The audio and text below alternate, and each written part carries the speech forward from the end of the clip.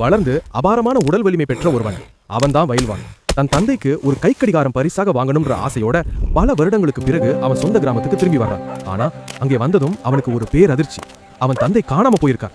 அழுதபடியே அவங்க அம்மா சொல்றாங்க, ஒரு பயங்கரமான கும்பல் உன் அப்பாவை கடத்திட்டு போயிட்டாங்கன்னு. வயல்வான் நேரா அந்த கும்பலை சந்திக்கிறான். அவங்க, உன் அப்பா 5 லட்சம் ரூபாய் கடன் வாங்கியிருக்கார், பணம் திருப்பி கொடுத்தாதான் உயிரோட விடுவோம்னு மிரட்டுறாங்க. கோபம் வந்தாலும் தந்தையின் உயிருக்காக வயல்வான் அமைதியா இருக்கிறான். பண உதவிக்காக உறவினர்களிடம் போறான். ஆனா பயமும் சுயநலமும் யாரும் கை கொடுக்கல.